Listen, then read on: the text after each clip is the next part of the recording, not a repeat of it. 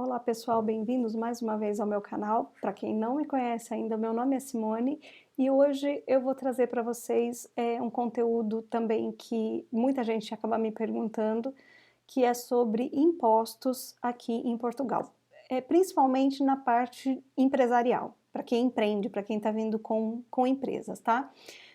Obviamente que eu não sou contabilista, então eu entendia muito pouco a respeito desse assunto, eu entendi alguma coisa porque eu pago, né, então a gente acaba sabendo. Mas, o que que eu fiz? Eu fui até meu contabilista, pedi um tempinho lá com ele, né, tomei um pouquinho do tempo dele e pedi para que ele me explicasse a respeito de algumas, situações que as pessoas me perguntam, né. E assim eu consigo trazer, o conteúdo mais real para vocês de acordo com um profissional, né. Eu até pedi licença para ele, eu falei assim: "Ó, posso te entrevistar?" E ele deu risada, falou: "Claro" e tal, e aí me passou essas informações. Uma coisa que ele pediu para deixar bem claro para vocês é que isso que eu estou passando para vocês hoje é a respeito da legislação atual, né. Não quer dizer que daqui um mês possa ser a mesma coisa, porque aqui a legislação realmente muda com bastante frequência. Não tem grandes alterações, mas tem, e eu vou dar um exemplo aqui para vocês do que aconteceu agora recentemente, porque as mudanças não são sempre para ruim, tá. Vocês vão entender que às vezes é para melhorar realmente para a gente. Então vamos lá. Hã, os principais impostos que a gente tem em relação à empresa, é o quê? A segurança social, tá? Que esse é um imposto que você começa a pagar a partir do momento que você abriu a empresa, né? E essa segurança social é para quem? Para o gerente, que pode ser, né, então assim, vamos voltar lá no gerente então, você abre a sua empresa, você tem que nomear um gerente, que seria assim um representante fiscal da sua empresa, né, uma pessoa física, representante fiscal da sua empresa. Para esse gerente, que pode ser você, dono da empresa, ou um funcionário, vai ter um desconto de segurança social, como se ele estivesse recebendo salário e ele vai ter esse desconto de segurança social. Até o mês passado, eu paguei 170 € de segurança social. A partir deste mês, essa segurança social, por conta desse ajuste de legislação, baixou para 149 euros e 4 cêntimos. Eu vou pedir licença para vocês que algumas coisas eu tive que anotar, porque como não é a minha área, eu tive que, né, fazer algumas anotações para não esquecer de passar nada. Então, vocês viram, eles abaixaram o valor dessa segurança social para esse gerente. Obviamente que isso é em cima do piso salarial, é como se eu estivesse fazendo um recibo de salário, né, porque aqui não se fala nem holerite nem prolabore, do mínimo aceitável para o gerente dessa empresa.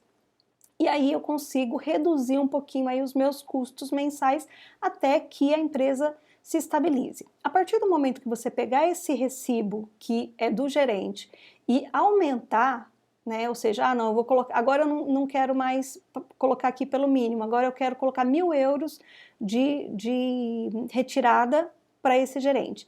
Esse imposto vai subir, tá? E eu vou chegar aí na questão desse imposto, dessa variação desse imposto. Então, esse daqui é o principal, é o ponto de partida, tá? Em relação a outros impostos, depois a gente vai ter o IVA. O que é o IVA? É aquele imposto que, na verdade, não é você como empreendedor que paga, tá? Quem paga esse imposto é o cliente.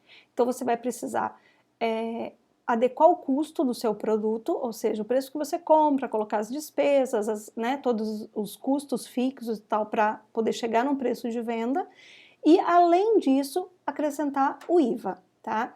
Esse IVA, ele tem 3 categorias, ele tem 6%, ó, eu anotando as coisas aqui, hein? Vamos ver aqui.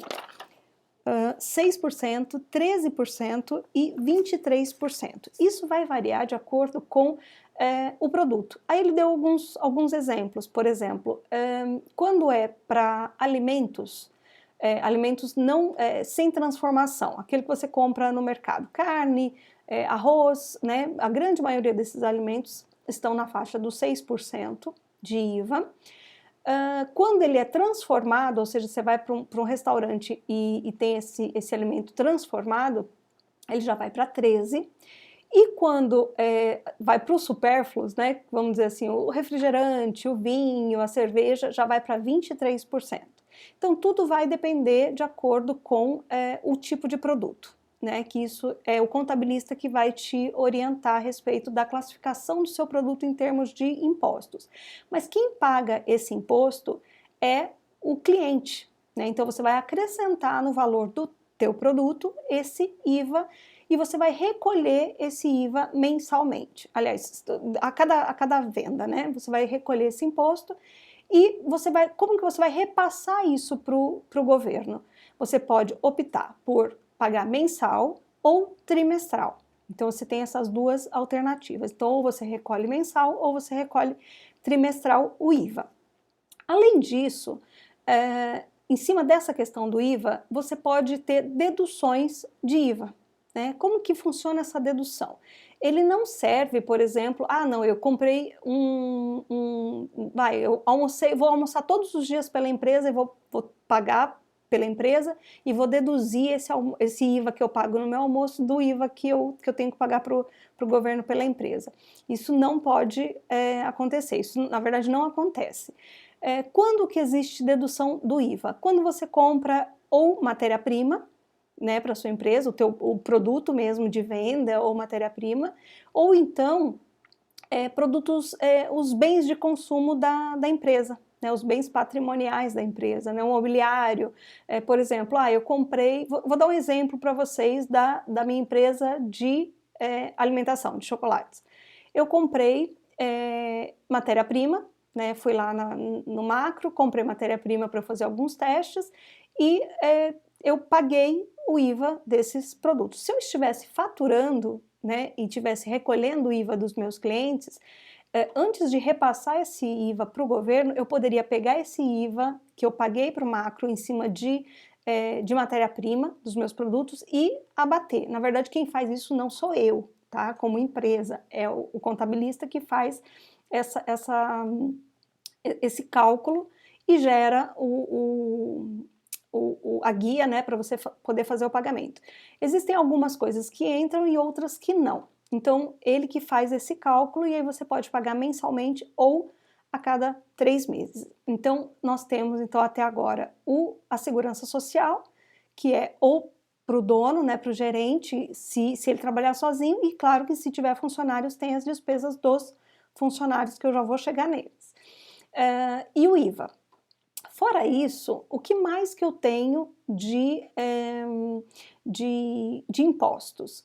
Eu tenho o IRC, que é o Imposto de Renda de Pessoas Coletivas, que é o imposto de renda pessoa jurídica para a gente no Brasil. Como que é feito esse cálculo, né?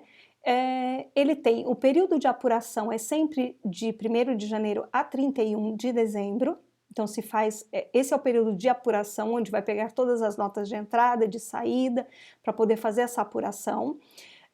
E o tempo para pagar é de 1º de abril até 31 de maio, tá? Recolheu, deu diferença, paga para o governo. E aí, como que é feito esse cálculo? De um modo bem grosseiro, falando bem grosseiramente, é o quê? O quanto você vendeu, né? Vamos lá, eu vendi no ano 100 mil euros. E o quanto que eu comprei, né? Eu comprei 80 mil euros. Qual que é o meu lucro líquido? Deu 20 mil euros no ano.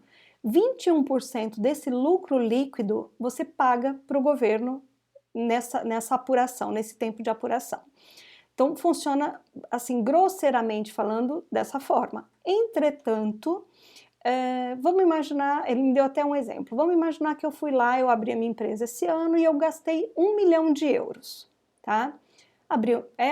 Né, gastei isso daí em matéria-prima e tudo, e aí eu vou vender o meu produto e vendi, né, eu comprei lá um monte, então eu vendi 100 mil euros no ano, mas eu comprei 1 milhão.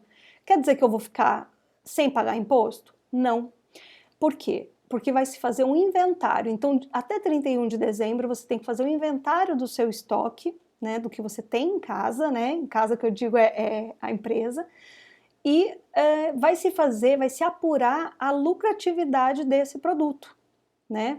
Por isso que não é, assim, teoricamente é o que você comprou com o que você vendeu, mas o inventário também faz parte dessa apuração para que se faça a avaliação mesmo do preço, né, do custo disso e da lucratividade. Então isso tem que estar muito claro para que possa fazer esse cálculo, né, de rentabilidade de lucro e aí sim se aplicar o desconto. Mas é uma parte muito complexa da contabilidade, porque afinal de contas essas diferenças de IVA também abatem, porque afinal de contas, vamos lá, por quanto que eu vendi? Eu vendi por, vamos supor, eu vendi por 115 um produto. Contabilmente, ele não vai calcular os 115, que foi o que de fato você recebeu, mas ele vai calcular em cima do valor do teu produto mesmo, tirando o IVA, né? Então, se você fizer uma conta, se você fizer uma conta de bancária, né, o quanto que sobra na minha conta, quanto que eu tive de lucro, ele nunca vai bater com as contas contábeis, né? Porque nas contábeis ele vai fazer todos esses ajustes, né? Ele vai pegar estoque, ele vai pegar valor de venda menos IVA, ele vai pegar o que abateu em termos de IVA também que você teve, né? Então você não pode se beneficiar de uma coisa que você já se beneficiou durante o decorrer do ano. Então tudo isso ele vai fazer nesse período de 1º de abril a 31 de maio. Eu até brinquei com ele, eu falei assim, nossa, então eu tô aqui na hora errada, né? Porque a gente tá no mês de abril, é um mês muito movimentado para as contabilidades por conta desse período de apuração. Feito isso, 21% sobre o lucro da empresa. Pronto, acabou. É só isso que você tem a pagar. Né? Eu ainda fiquei insistindo, falei, mas não tem mais nem um impostinho, uma coisinha a mais? Ele falou, não, é isso e acabou. Depois eu perguntei para ele, eu falei assim, tudo bem, então vamos pensar aqui, porque nós temos vários ramos de atuação, né? A gente tem serviço, a gente tem indústria de transformação, a gente tem compra e venda de equipamentos, tem, né, revenda, né, de coisas. Como que funciona esse negócio? Eu falei, não fica injusto para quem tem uma indústria e que, né, paga-se mais, aliás, tem um lucro menor, e em relação a quem é do serviço, né, que o serviço você não tem despesa, você tem só o aluguel e tal, não sei o quê, e aí você vai pagar muito mais. Ele falou, não, é simples, é 21% sobre o lucro. Ou seja, quem tem um lucro maior, por exemplo, o médico não tem despesa nenhuma. Ele tem despesa, assim, nenhuma não, né, gente? Ele tem despesa com aluguel e uma secretária, ou então, né, alguma coisinha ali, mas ele tem uma margem muito grande, né? Então ele paga 21% sobre essa margem grande, né? Já uma compra e venda de equipamentos eletrônicos tem uma margem pequena, né? Então vai pagar 21% sobre essa margem pequena. Então é proporcional, é igual para todo mundo. Como eu falei para vocês em outros vídeos a respeito da igualdade, né? Eu acho que isso é bem interessante aqui, porque todo mundo paga a mesma coisa, tá? Então isso é em relação aos impostos da empresa. Depois a gente entrou num mérito aqui que foi a questão dos funcionários, né? Como que funciona esse negócio de contratar funcionário e tal? Aqui também existe um Tribunal do Trabalho, existem leis trabalhistas, né, códigos de defesa para a área trabalhista, né? Acontece que aqui não existe carteira de trabalho, né? Aqui se faz tudo por contrato, né? E tem algumas variantes em relação a isso. Em relação aos tributos para trabalhador, como que funciona? No total, o encargo é de 34,75% por funcionário. Isso em cima do salário que você vai pagar para o seu funcionário. Então, a carga tributária, ela é realmente alta, né? Mas como que funciona? 11% desses 34,75% é descontado do trabalhador, tá? E os outros 23,75% é descontado do empregador. Então, esse é o único desconto que se tem para ser pago para o funcionário. Existe um incentivo fiscal em relação à contratação, mas ele serve, veja só como que ele funciona, eu anotei para não esquecer porque ele é complexo. Ele só serve para quem faz uma contratação de um funcionário que esteja desempregado há mais de um ano ou para jovens com primeiro emprego. Então, ele serve só para essas situações. E você terá que contratar esse profissional e ficar com ele durante, no mínimo, 5 anos. Então, você não pode dispensá-lo antes dos 5 anos. Então, ele é uma forma arriscada, né? Você tem um risco aí, porque é um contrato de longa duração. Eu perguntei se isso acontece com frequência, se esse tipo de contratação para esse tipo de benefício, ele é constante. Ele disse que às vezes sim, se for uma contratação segura, faz-se sim esse tipo de contratação. Entretanto, o contrato ele não pode ter, ele diz aqui, contrato com termo, né? Ele não pode ter termo de rescisão, né? Então, ou seja, ele tem que ser contínuo durante 5 anos. Fazendo esse tipo de contratação, ele tem isenção desses 23,75% de imposto durante 3 anos, né, para esse funcionário. E não pode ser uma contratação que substitua a outra, tá? Por exemplo, eu tenho 2 funcionários, eu dispenso um e contrato o outro nessa condição. Não pode, tem que ser para cargos novos, ou seja, eu tenho 2 funcionários, eu quero participar dessa isenção, desse benefício, eu tenho que contratar o terceiro para poder conseguir, senão não tem direito.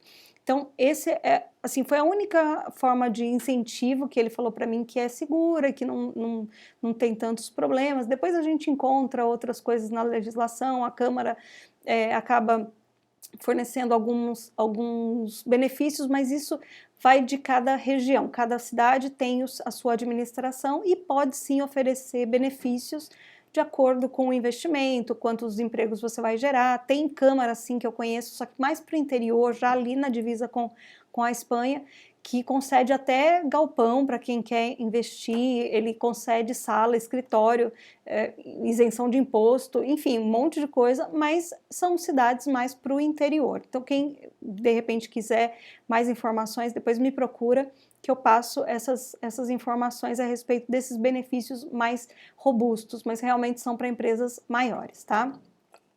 Então, em relação a benefícios e incentivos, tem para esse caso, né, de contratação. E só para efeito de informação, eu perguntei para ele a respeito do imposto de renda pessoa física, né, que seria aqui chama IRS. Ele é muito parecido com o imposto de renda no Brasil, tá? Acima de um salário, acima de 650 euros, ele já tem dedução de imposto de renda, tá? Mas não é simplesmente, eles vão lá e descontam, não. Depende tem algumas variações para poder ter a dedução. Se você tem filhos, é um desconto, se você é casado, se você tem, dependendo da quantidade de filhos, se você é solteiro, então isso vai variar de acordo com a sua situação familiar. Então tem um desconto do imposto de renda na fonte, né, quanto se tem o salário acima de 650 euros. Entretanto, se você tiver gastos com saúde, educação, a mesma coisa do Brasil, você tem a restituição desse imposto na hora da declaração. A declaração de imposto de renda também ocorre de 1º de abril a 31 de maio para pessoa física e existem escritórios de contabilidade que fazem essa declaração e outros não, porque realmente é uma coisa que se dá muito trabalho para o pessoal. Então tem gente que faz, tem gente que não faz, é opcional. Ele indica, eu perguntando para ele, por exemplo, eu tenho um salário mínimo de 580 euros, eu preciso fazer? Teoricamente, não, mas ele indica que faça, né? Porque se você precisar comprovar que você tem aquele salário mínimo para conseguir algum benefício do governo, enfim, até mesmo para aquela questão de escalão na escola. Eu falei no vídeo, eu vou até deixar aqui o vídeo que eu falo das escolas, que tem 3 escalões de valores diferentes, né, dependendo do salário que você ganha, do salário da renda familiar. Então, por isso que ele indica que se faça a declaração do IRS, mesmo que você não atinja o mínimo para desconto de imposto de renda na fonte, tá, gente? Então, eu acredito que com essas informações eu consegui trazer para vocês mais informações, né, a respeito de empreender, como que funciona, né? E espero que tenha realmente ajudado vocês mais um pouquinho. Se você gostou, não esquece de curtir e de compartilhar com quem precisa, né? Não esquece que o curtir ajuda muito o canal a crescer.